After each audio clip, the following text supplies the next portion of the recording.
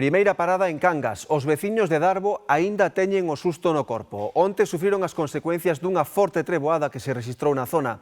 A caída dun raio provocou un grande estrondo, deixounos sen luz. Voaron os contadores e moitos electrodomésticos quedaron inservibles. En total, uns 300 usuarios tiveron problemas coa suministración eléctrica en Cangas. En Cangas viviron en primeira persoa as consecuencias da forte treboada de onte. Todo comezou co enorme susto que lles deixou a caída dun raio. Moito. En mi vida sentín nada igual. Ainda estou co susto no corpo. Fuerte, parecía que caía a casa.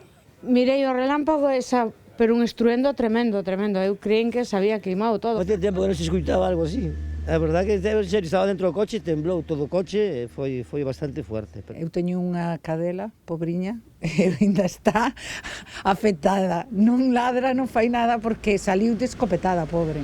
Pero sí, fixo un estruendo e de feito na casa daqui arriba ten a pedra que está no chan. Pois aí debeu tamén pegarlle o fogonazo. Despois do susto chegaron as consecuencias. Os veciños de Darbo falan de contadores que voaron e de electrodomésticos queimados. O raio deixounos en luz. O contador que non está, desapareceu. Saiu ao medio da carretera. Se pasa alguén en ese momento, huese sido un desastre. Depois, cando entrei na casa, todos os enchufes, queimoume todo. Empezaron a puentear para darlle luz á xente. Damos en luz, as dúas televisores, os lavavajillas, a cociña, o micro, bueno, un desastre. Queimouseme a tele, justo esta, a das cámaras de grabación do local.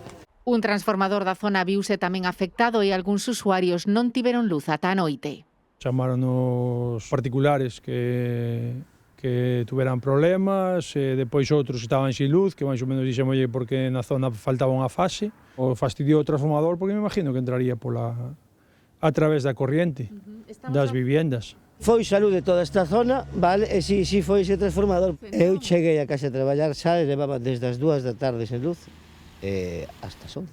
Tamén estuve sen luz hasta as 11:30 da noite. Bueno, xa nos acostumbramos co apagón que houbera, entonces xa temos todo un pouco de man. Bo humor para afrontar problemas na subministración eléctrica que en total afectaron a 300 fogares de Cangas.